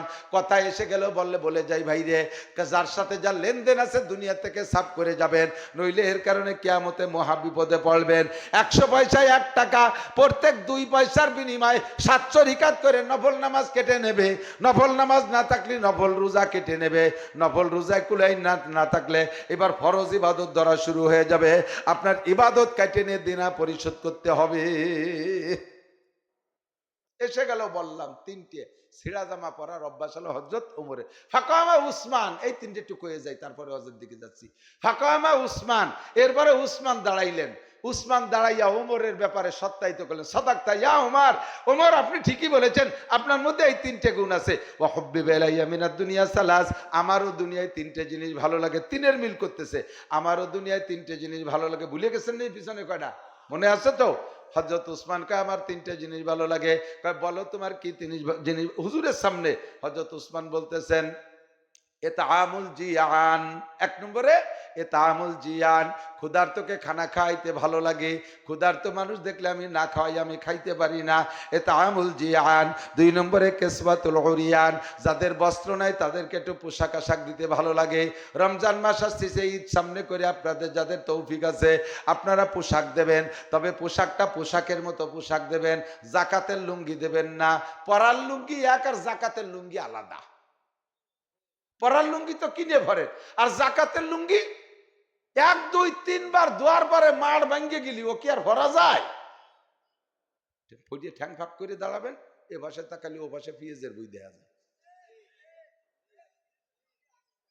ঠিক কিনা? শাড়ি দেয়, কাপড় দেয়, মহিলারা কাজাতি কাজাতি, ওরে শয়তান ঢেলে টাহা দিছে, জাকার কাপড় দিছে যে মশারিও হবে না। ও না যায় বাজারে বেচা, না যায় পরা।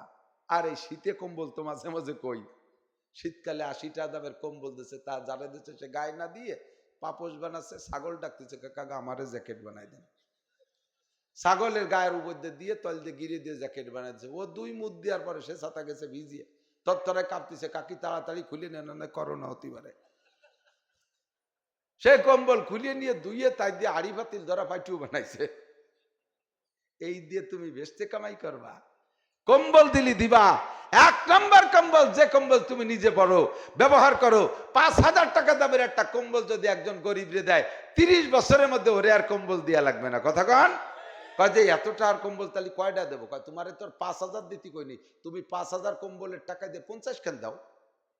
এই 50 জনটা আর দেওয়া লাগবে, সামনে বার আর 50 জনটা দিয়ে তোমার গ্রাম ভরে দিতে কইছে, ভোট কালেকশন হতে, তাই না? এলে ভোট কম্বল। এ কম্বলের নাম কি কম্বল?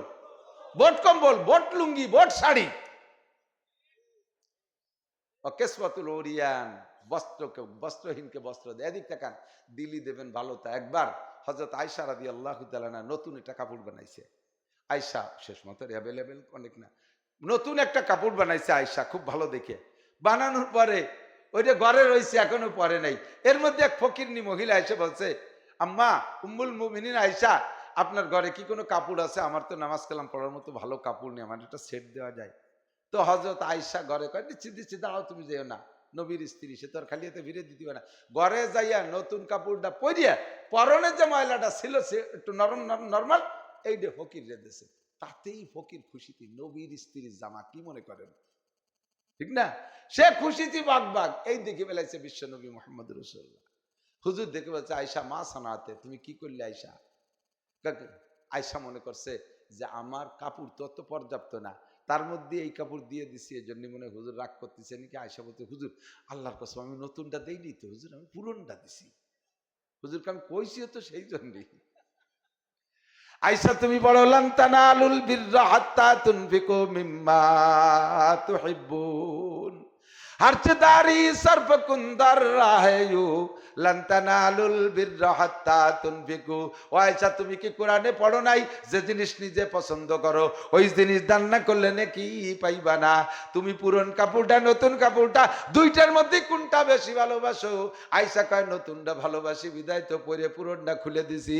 ও আয়েশা, আল্লাহ বললেন নতুনটা না দিয়া পর্যন্ত নেকি পাবা না। মহিলা তো কাপড় নিয়ে চলে যাচ্ছে, ডাক দিয়ে বলে আপা ফিরে আসেন। মহিলার কাছ থেকে পুরন কাপড়টা নিয়া ঘরে যাইয়া ওই পুরনটা পয়রা নতুন কাপড়টা ফকিরনিরে দিয়ে দিছে। আমার মা বোনটা সাবধান, যদি কেউ রে কোনো সময় দিতে হয় রিজেক্ট ব্লাউজটা দেবেন না, বাতিল শাড়িটা কেউ রে দেবেন না, পুরন নরমাল কাপড়টা দেবেন না। দিতে যদি চান তাহলে একটা ভালো কাপড় কার একজন মহিলাকে দিয়েন।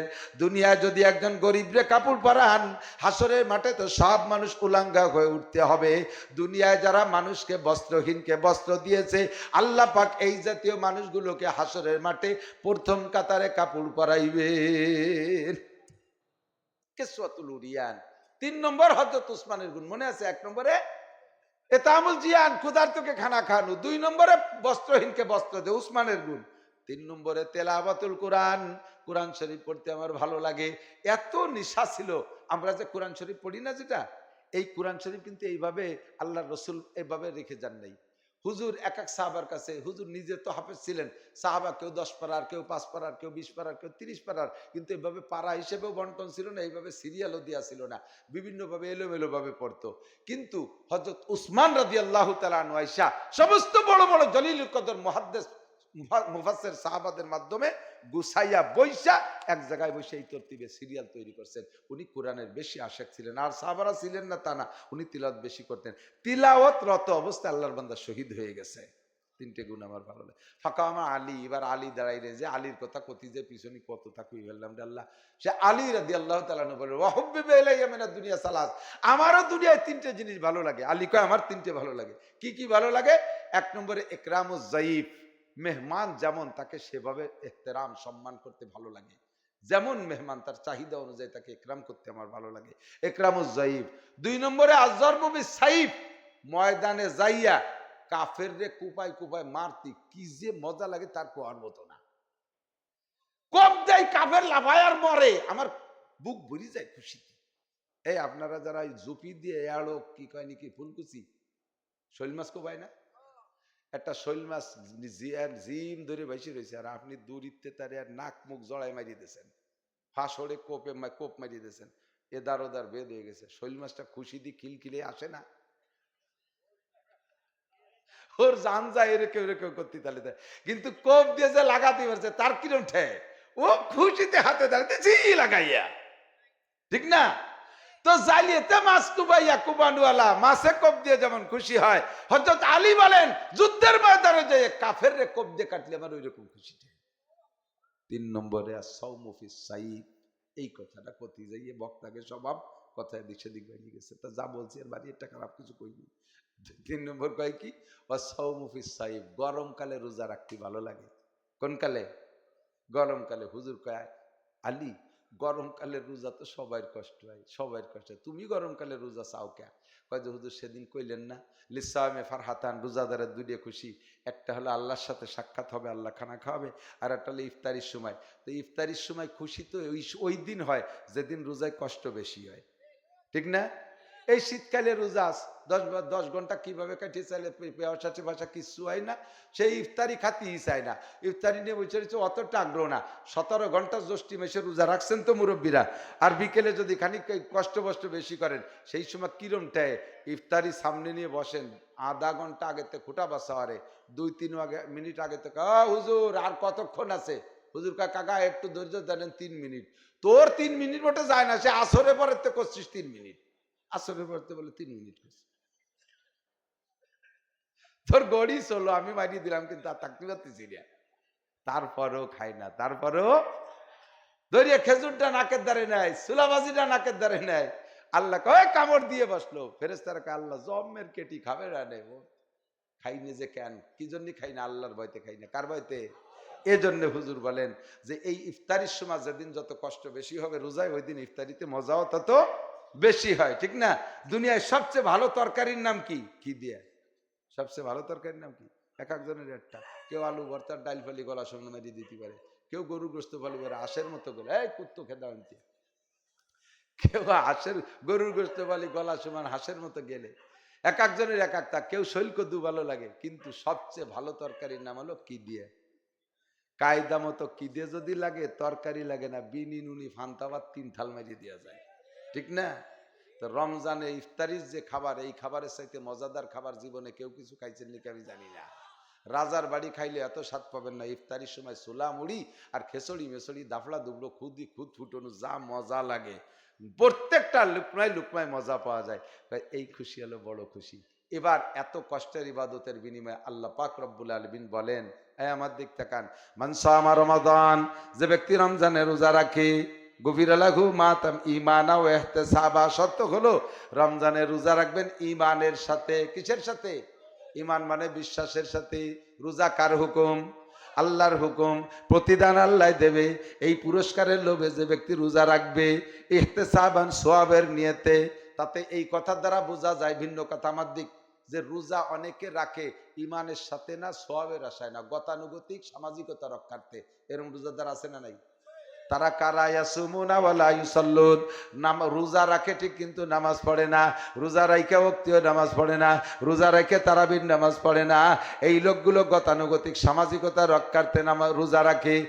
রমজানের পরে গল্প দেওয়ার জন্য, আমি 7 বছর আগের থেকে, 7 বছর বয়সের থেকে রোজা শুরু করছি, আজকে পর্যন্ত একটা রোজা কাজা করিনি। তা নামাজটা একটু ছুটি যায়,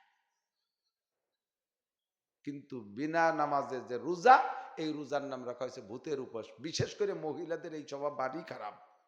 রোজা রাখবে মহিলারা, রোজা এত পাকা, নারী মরা জাত, খেপতিছে মনে হয় দিল। আর তুমি ফিরে কালেকশন হতে গেলে দেবে না, যে বিটিকে নারী মরা জাত কইছি। আল্লাহ নবী নিজে যাইনি কয়, পুরুষদের ব্যাপারে বলে নাই, মহিলাদের বলছে। আল মারআতু ইযা সাল্লাত খামসাহা, নামাজের কথাটা মহিলাদের ব্যাপারে বলছে। 5 ওয়াক্ত নামাজ ঠিক করে পড়বে, 5 ওয়াক্ত নামাজ মহিলারা ঠিক করে পড়বে। তাহলে পুরুষে পড়লে কি পুরস্কার না? মহিলাদের কথা কেন বললেন? হুজুর কয় মহিলারা নামাজে ঢিলে রোজায় পাকা, নামাজে ঢিলে রোজায় পাকা। ইচ্ছাকৃত ভাবে এ ওক্তরে ও ওক্ত, ও ওক্তরে সে ওক্ত, আর ওক্ত না শেষাইয়ে পড়বে না। আসর পড়বে বেলা ডোবে ডোবে ভাব সেই চুমা, জোহর পড়তে গোসলই করতে যায় 4টের চুমা। দেখছেন না দিন ভরে কত কাজ করে, অথচ নামাজের সময় আসলে হাত পায়ে বল নাই, যাই যায় নামাজে বসিয়ে বসে নামাজ পড়ার গুরু বিটিরা। পুরুষরা অত বসে নামাজ পড়ে না, মহিলারা বসে নামাজ। আমার মা বোনরা ভালো করে মনে রাখবেন, সুস্থ শরীরে যদি আপনার হাঁটার ক্ষমতা থাকে, রুকু দেওয়ার ক্ষমতা থাকে, সংসারের কাজ করার ক্ষমতা থাকে, এমতো অবস্থায় যদি আপনি সুস্থ অবস্থায় বসে ফরজ নামাজ আদায় করেন, খুদার কসম আপনার ফরজ নামাজ আদায় হবে না। নামাজের ফরজ 13টা, নামাজের ফরজ 13টা, তার ভিতরে একটা হলো ফরজ নামাজ দাঁড়িয়ে পড়া। ফরজ নামাজ দাঁড়িয়ে পড়া ফরজ, এই ফরজটা আপনি ছেড়ে দিয়েছেন। মহিলারা নামাজে ঢিলে রোজায় পাকা, এর জন্য হুজুর বলেন আল মারআতু ইযা সাল্লাত খামসাহা, মা বোন তোমাদের ভেস্তে যা সহজ, পুরুষের ভেস্তে যা বহুত কঠিন। কারণ পুরুষরা ইনকামের হিসাব দিতে যে ধরা পড়ে যাবে লক্ষ লক্ষ পুরুষরা, মহিলাদের তো আর ইনকামের চিন্তা কম। 95% মহিলারা নিজেরা ইনকাম করে না, স্বামীর সংসারে গুছায় গাছায় রাখে। 5% মহিলারা এদিক সেদিক চাকরি বাকরি করে। এই জন্য মহিলাদের ভেস্তে যা সহজ। 1 নম্বরে 5 ওয়াক্ত নামাজ যদি ঠিক করে পড়েন, ও সামাত শাহরাহা, রমজান মাসের রোজাটা ঠিক করে রাখেন, ওয়া তাআত বালাহা, স্বামীকে সন্তুষ্ট রাখতে পারেন। স্বামীর বৈধ কাজে সন্তুষ্ট, অবৈধ কাজে সন্তুষ্ট না। স্বামী জাগ ধরে তাগড়া তাগড়া দোস্ত নিয়েছে 10-12 জন, বউরে কলেজে তুমি গায়ে মাথায় কাপড় দিতে পারবা না, ঈদের দিন আমার বন্ধুকে তুমি খানা পরিবেশন করো টেবিলে। এই অবস্থায় স্বামীর এই হুকুম মানা জরুরি না। জরুরি মানে জায়েজ নাই। স্বামী বলল যে আমার দোস্তকের সাথে তুমি একটু কুয়ো কাটা সফর করি আসবে, বাড়ি রেগে ঠেয়ানো যাচ্ছে না, সে কুয়ো নদী ভাটাই দিয়েছে। কুয়ো দোস্তকের সাথে যা, আমার স্কুলের ফ্রেন্ডকে সাথে তুমি একটু করমজাল সুন্দর বনের মধ্যে যাও, লোকালয় রাহিয়ে ঠেয়াতে পারতেছে না, তার বনের মধ্যে হটাই দিছে। এই হুকুম মানা জায়েজ নাই। কথা কন। স্ত্রীকে যদি স্বামী বলে তুমি আমার কাগজপত্র দিয়ে ব্যারাকের থেকে টাকা উঠাই দাও, গ্রামীণ ব্যাংকের থেকে সুদে টাকা উঠাইয়া দাও, এই হুকুম মানা যাবে না। লা তাআতা লি মাখলুকিন ফি মাসিয়াতিল খালিক। নবী পাক বলেন আল্লাহর নাফরমানি করে কোনো মানুষের আনুগত্য স্বীকার করা যাবে না। আর 4 নম্বরে হলো ওয়া আহসানাত ফারজাহা, যেই মহিলা নিজের শরীরকে, নিজের সতীত্বকে কন্ট্রোল করে, শুধু শরম গানা, মাথার তালু থেকে পায়ের তালু পর্যন্ত পরপুরুষের নজরের থেকে হেফাজত, পরপুরুষের স্পর্শ থেকে হেফাজত, তথা তার সতীত্বকে 100 ভাগ হেফাজত করে।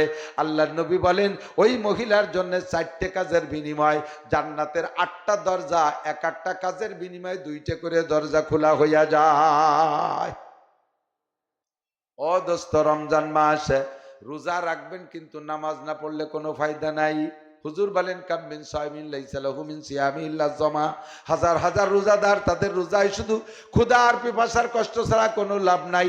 সাহাবায়ে কেরাম বলেন মানহুম ইয়া রাসূলুল্লাহ, হুজুর এই মানুষগুলো কারা? হুজুর বলেন ইয়াসুমুনা ওয়া লা ইউসাল্লুন, নামাজ রোজা রাখবে কিন্তু নামাজ পড়ে না, রোজা রাখে নামাজ পড়ে না, এদের রোজায় কোনো ফায়দা নাই। ইয়াসুমুনা ওয়া লা ইয়াস্তানিবুনাল হালাল আনিল হারাম, হালাল হারাম বাছাই করে খায় না, সুদে টাকার সেহরি, ঘুষির টাকার ইফতারি। সুবহানাল্লাহ। এরকম পার্টি আছে না নাই? আছে না? সুদে টাকা সেহরি, ঘুষের টাকার ইফতারি, আপনার একটা রোজাও আসমানে যাইতেছে না। সাবধান, রোজা রাখবেন কষ্ট করে, একটু হালাল খাওয়ার চেষ্টা করবেন। এরপরে রোজার দিন কাম কাজ একটু কম করে বিকেল বেলা বসে বসে কয়জনে গিবত শিকায়ত গল্প দড়ি দরবারের মধ্যে দেখাটা, একটু বসে কথা, দিন তো যাচ্ছে না, এই বসে কি করা শুরু হচ্ছে, দেলোয়ারের এই দোষ, শফিকির ওই দোষ, আহমদ শফি সাহেবের এই দোষ, সাইকুল আদি সাহেব এই করছে, মামুন সাহেব এই করছে, উনি 7 দোয়াতে তলি রাখি, উনি কিছু নেই। দেশের সব মানুষের গিবত করে করে আপনার রোজাটাকে ধ্বংস করে দিচ্ছেন। মা বোনরা রোজা রাইখা ঈদ বাজার করতে ফরিদপুর চলে যাবে, যাইয়ে বাজারের ভিতরে ঠেলা ধাক্কা খাইয়ে খাইয়া সারাদিন বইরে মার্কেট করে চলে, ঈদ পয়লা রোজার থেকে ঈদ বাজার করা শুরু। কি কোটিপতির বউ, আর কত টাকা বাড়ি ভরিয়ে গেছে, প্রত্যেক দিন এক গুল্লি বাজারে যেতে হবে, সারা মাস ভরে ঘুরে ঈদের আগের দিন কেনে, এই 29 দিন খালি খালি করছে। এরকম কিছু পাড়া বেড়ানি মুরগি আছে, আছে না নাই? এই করে তোমার রোজাটারে নষ্ট করো না, নামাজরে ধ্বংস করো না। আল্লাহু আকবার। সামনে রমজান, রমজানের ফজিলত আমি নেব। এই মাসে একটা নফল আদায় করলে অন্য মাসে একটা ফরজের সমান সওয়াব। এই মাসে 1 খতম কোরআন শরীফ পড়লে অন্য মাসে 70 থেকে 700 খতম কোরআন শরীফ পড়ার সওয়াব।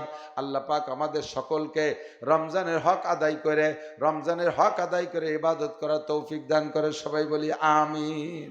কষ্ট হয়ে গেছে আপনাদের? রোজা রাখবেন তো ইনশাআল্লাহ? হালাল খাবেন তো ইনশাআল্লাহ? ব্যারাক অ্যাডামসকারিতা সব সুদে কারবারকে ছেড়ে দেন। সুদের ভিতরে বরকত নাই, সুদের ভিতরে বরকত নাই। আল্লাহ পাক আমাদের পবিত্র রুজি হালাল ভাবে অনেক টাকা ইনকাম করার তৌফিক দান করে। সবাই বলি আমিন। কষ্ট হয়ে গেছে, দোয়া করবো ইনশাআল্লাহ। আমরা দেশের জন্য, নিজের জন্য, সকলের জন্য দোয়া করব। একটু সব গুনাহ থেকে ইস্তেগফার করি। আস্তাগফিরুল্লাহ।